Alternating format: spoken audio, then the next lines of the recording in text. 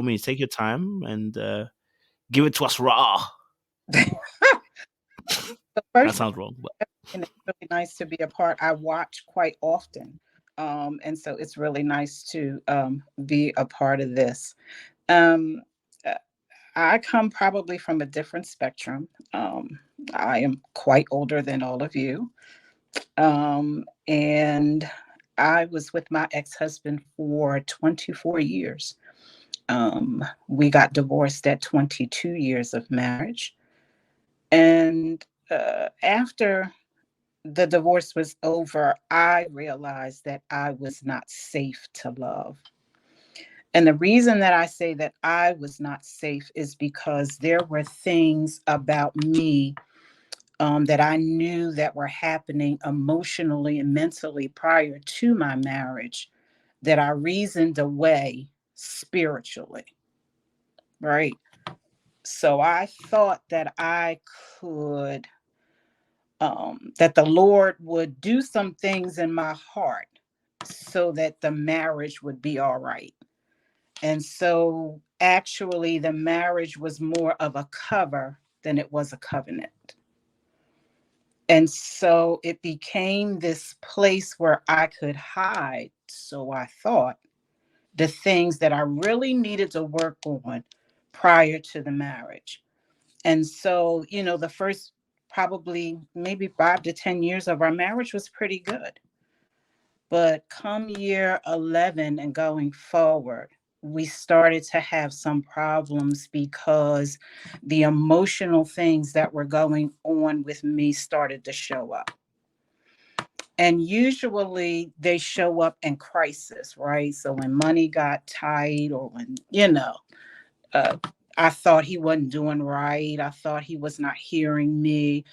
I thought that he was mishandling my emotions, right? That's what I would call it. He was mishandling my emotions. Um, I just became this person that was angry.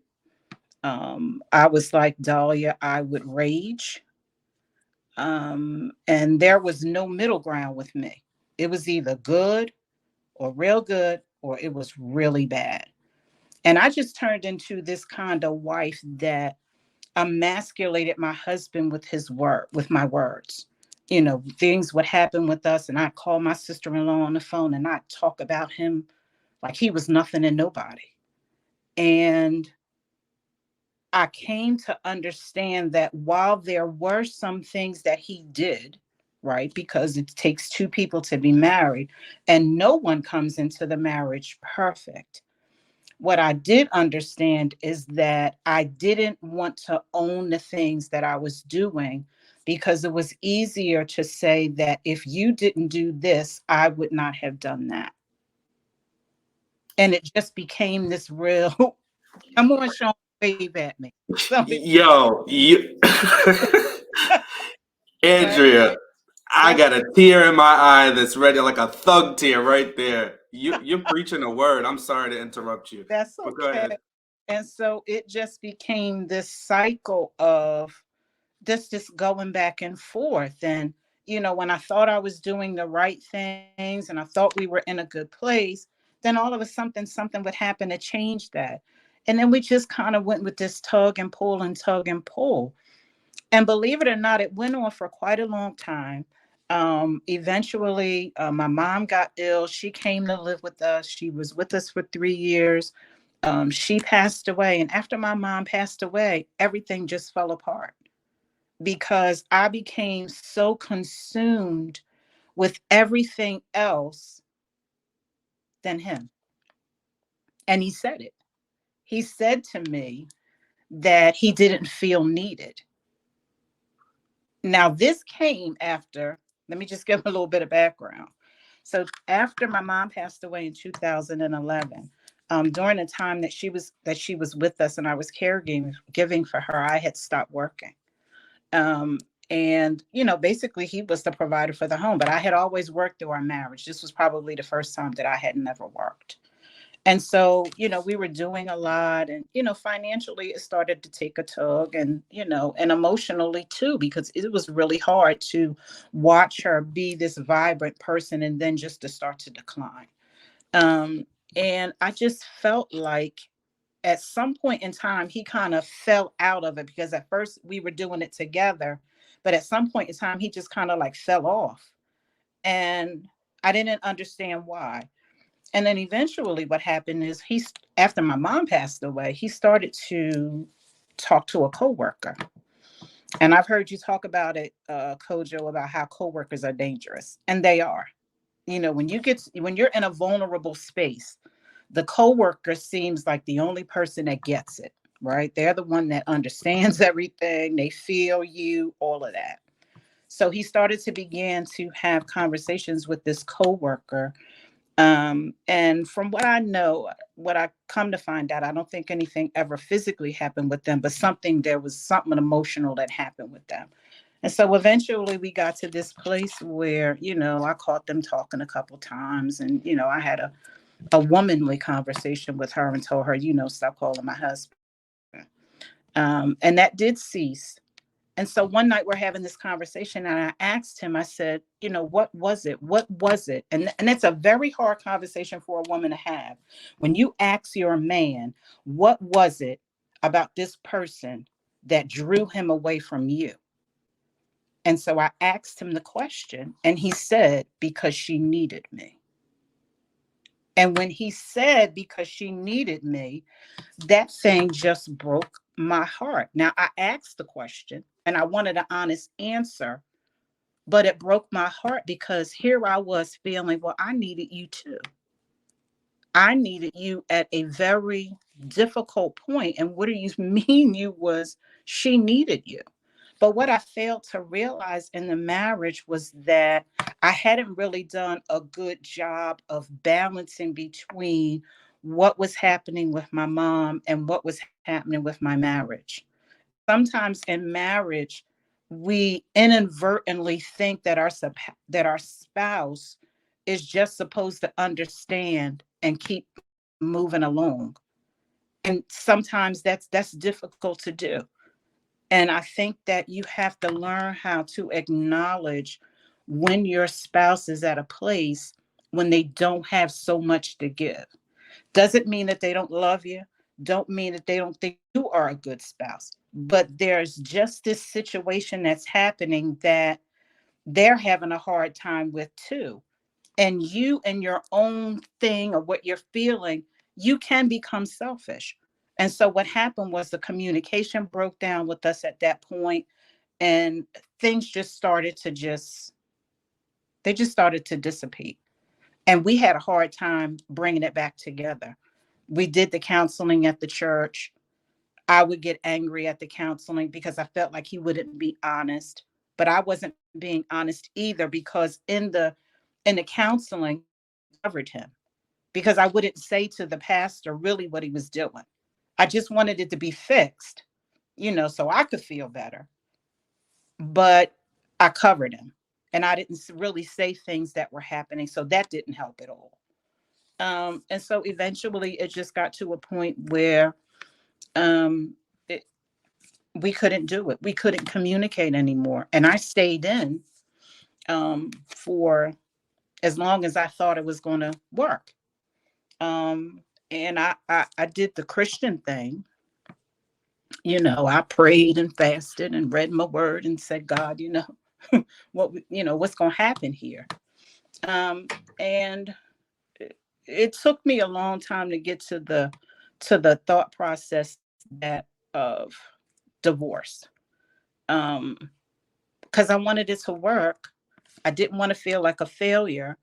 I'm supposed to be the woman of God, and I'm supposed to know the word, and I'm supposed to be able to fix it. I'm supposed to have that prayer that's going to touch his heart and, make things move. And, we're going to go give a testimony about, the goodness of God. But it didn't happen that way.